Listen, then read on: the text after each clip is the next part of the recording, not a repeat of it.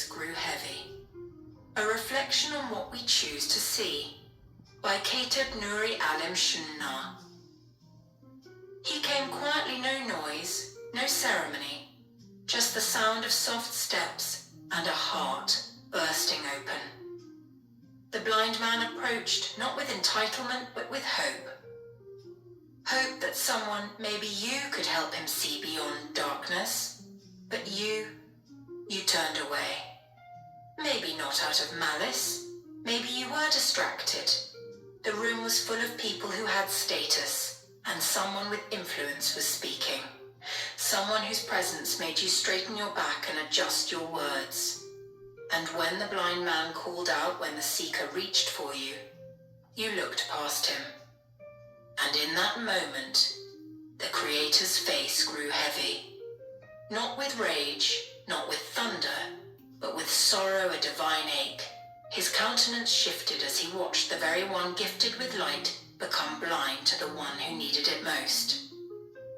You see, too often we turn toward the shiny and turn away from the sincere. We chase after platforms while ignoring the people planted at our feet. We pour out energy for opportunities that serve ego while withholding it from souls who cry out for connection. And in doing so, we miss the assignment entirely. There is a sacred weight in presence, a holy task in simply seeing who shows up. But we are often too caught up in our own importance to recognize divine appointments when they wear dusty clothes and carry broken eyes. We give our undivided attention to the indifferent, the ones who couldn't care less if our words breathe life or not. Yet the ones who are thirsty for truth, desperate for spirit, eager to be made whole, we ignore them. We delay them. We devalue them.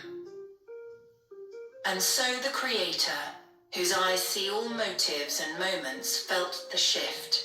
His face grew heavy because the messenger missed the message. You turned away when you should have leaned in. Let me tell you a story passed down in a family, a bit of folklore from the old country, told to me by my grandmother, who had more wisdom in her hands than most folks have in their books. There was a woman named Amma who lived in a village wrapped in hills and history.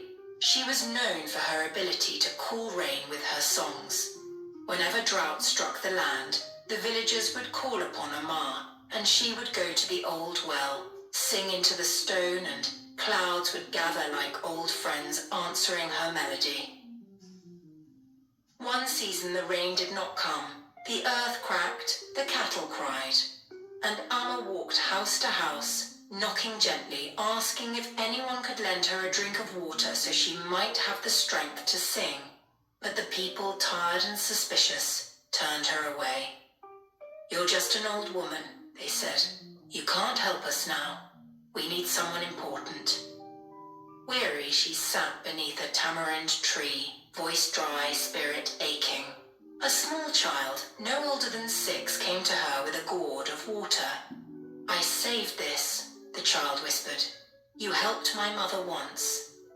Amma drank slowly, looked at the child, and began to sing, not loud, but soft, like morning mist. Within the hour, the skies wept. When the villagers came running, begging forgiveness, the child said, "You wanted a miracle, but turned away the miracle maker." And that, my friend, is what we do too often.